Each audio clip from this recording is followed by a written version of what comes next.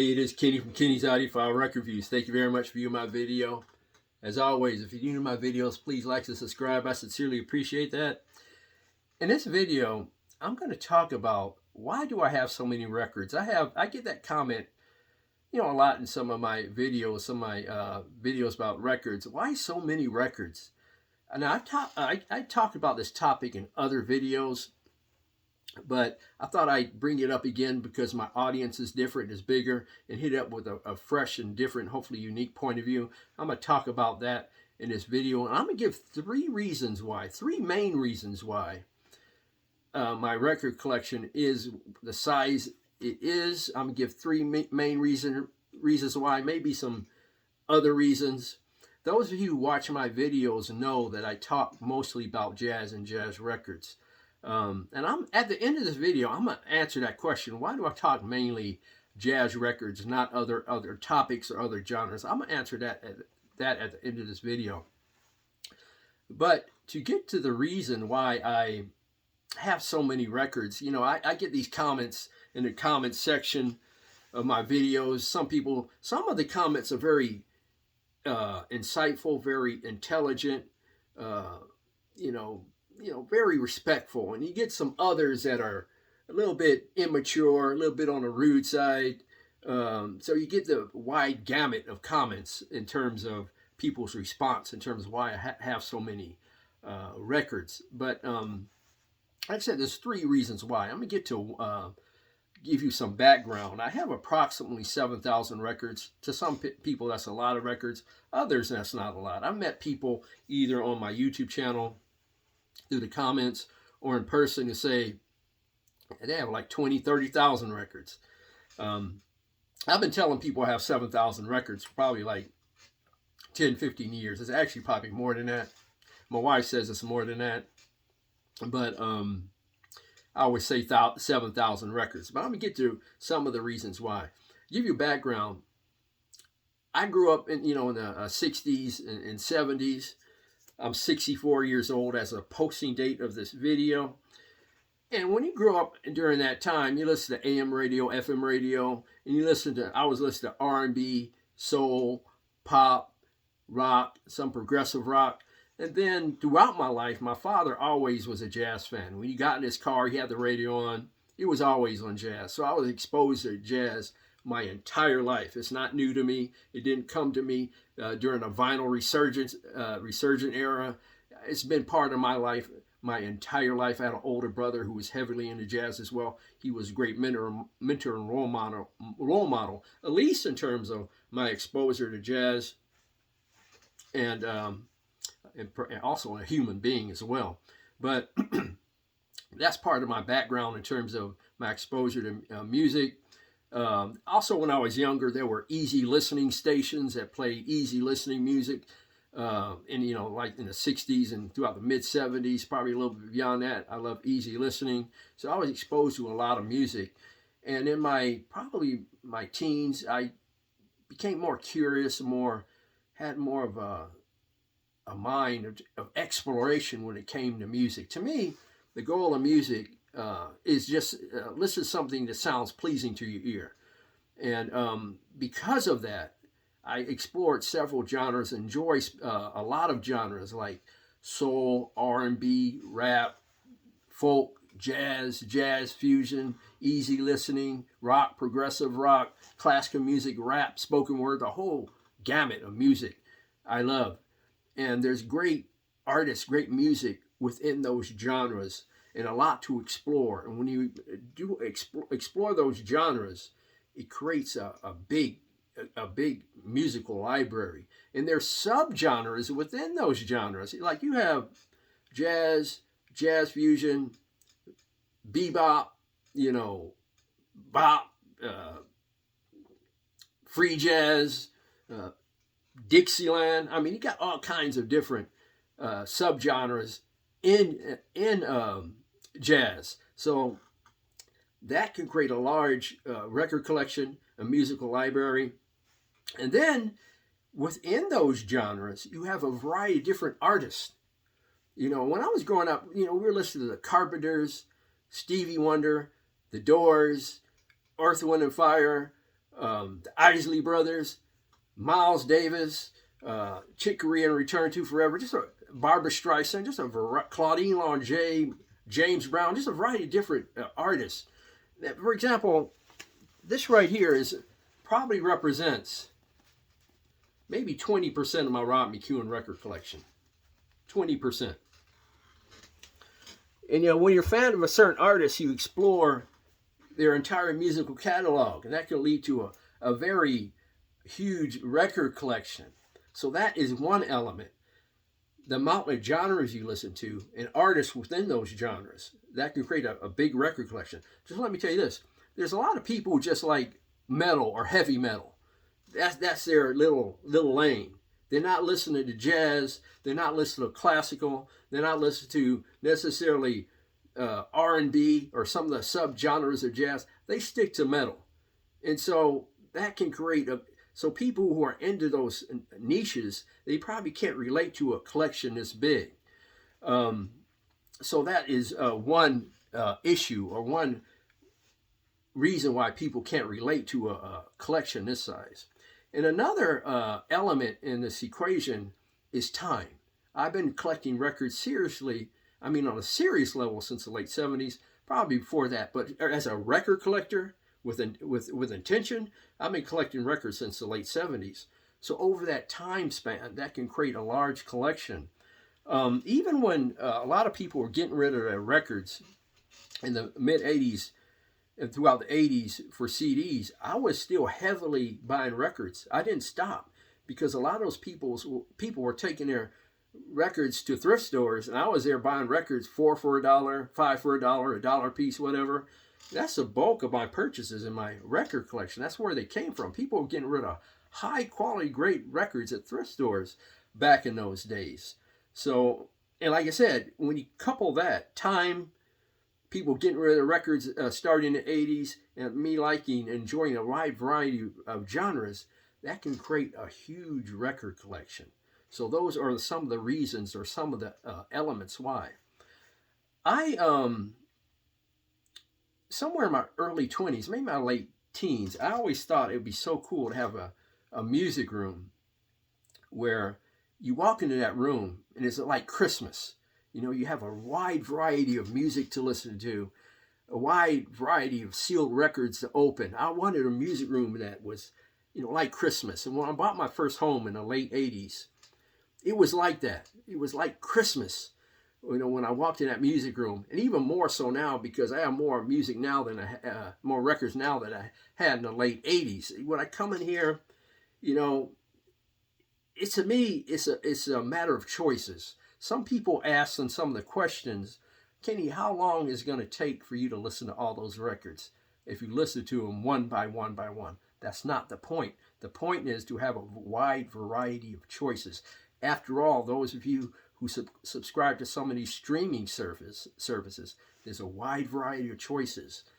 I have a wide variety of choices here. I'm going to get to why I choose vinyl as my main source over some of the digital formats. I'll get to that in a second. But I just wanted a room with a wide variety of choices. Anything in life, you want a wide variety of choices, whether there's those of you who are connoisseurs of food, music, movies, the cinema. You just don't. Some of you think that they started creating, some of you who are like 20, 21, 25, 29 years old, you think they started creating great music the year you were born or a few years after that. They've been creating great music for decades, in all these genres and subgenres. There's a lot to explore, a lot to enjoy. It's there for the taking. I just took advantage of it. And I have a lot of music to love and enjoy in my room.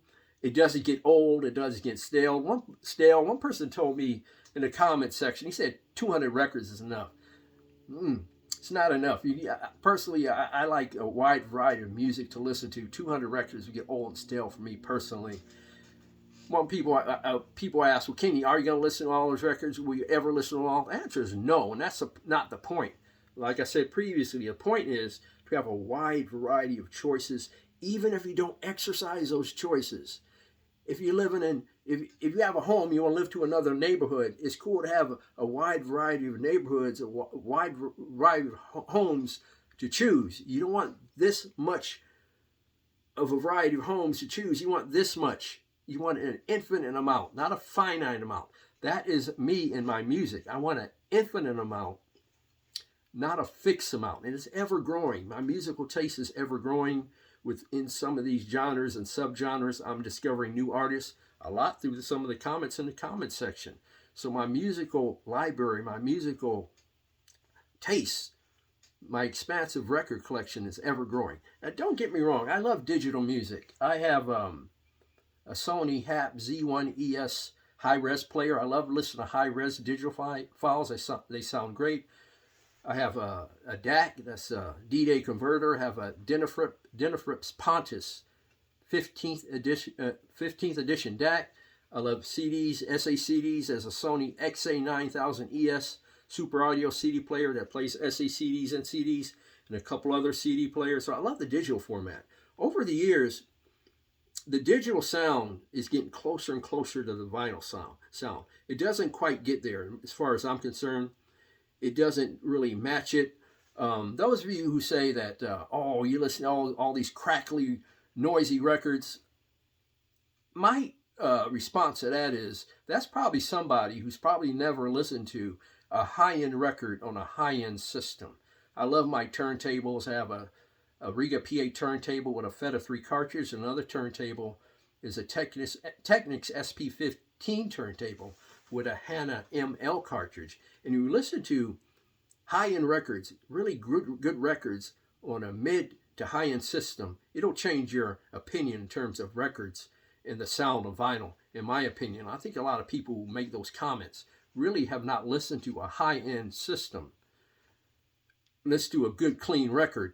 And listening to music properly, there's a proper way to listen to music in terms of the listening position, the setup of the equipment. That all goes into the equation in terms of the way the music sounds. And a lot of people, I think, do not know how to properly listen to music, in my opinion. A lot of people, when they listen to music, they turn on the music and they go off into another room or in the kitchen and cook somewhere, and they're not really enjoying the three-dimensional aspects of a stereo sound field, in my opinion.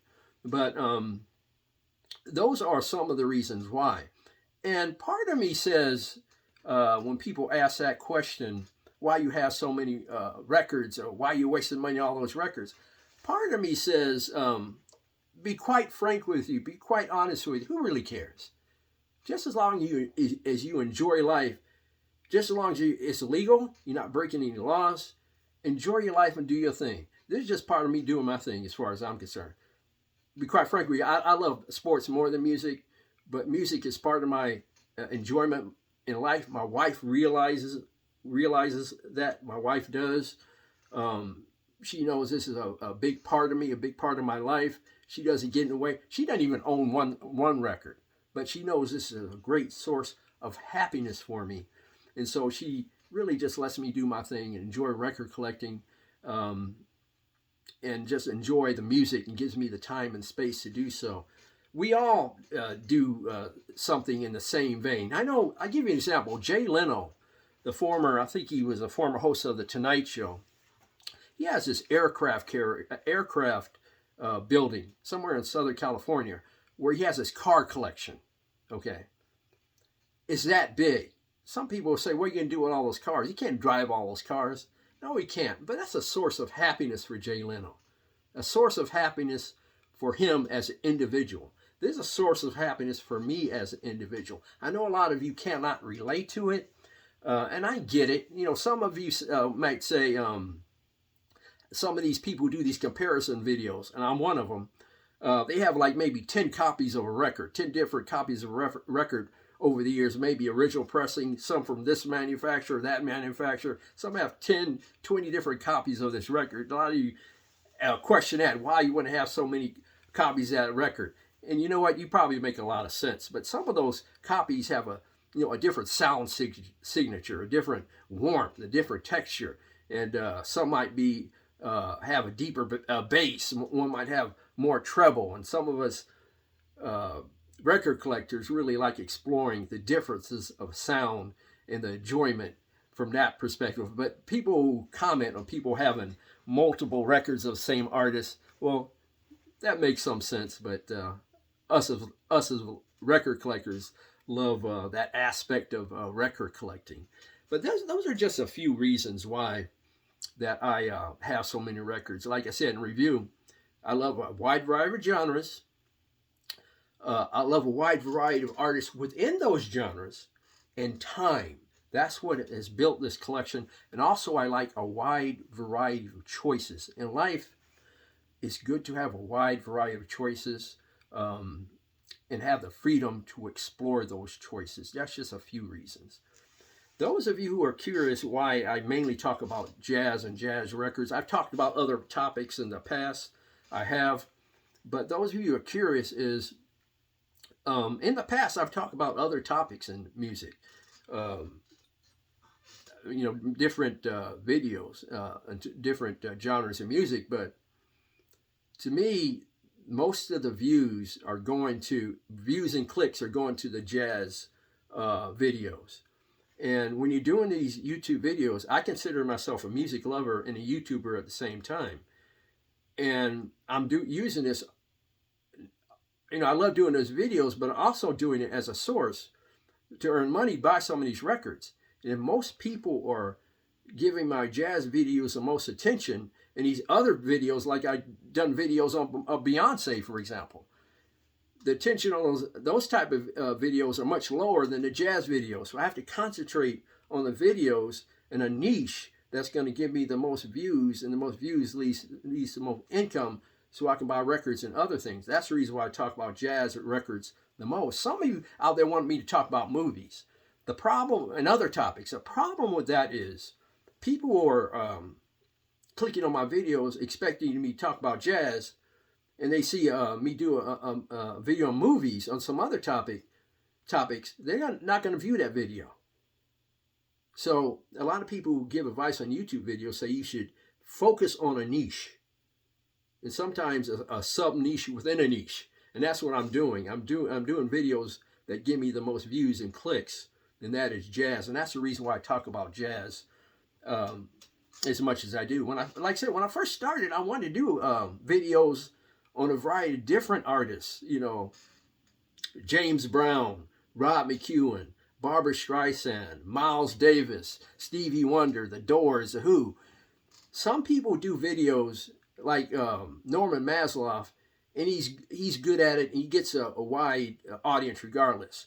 Whereas me in particular, what works for me is doing videos on jazz and being narrow focus on that, and that gets the most views for me. So that's why I focus on that.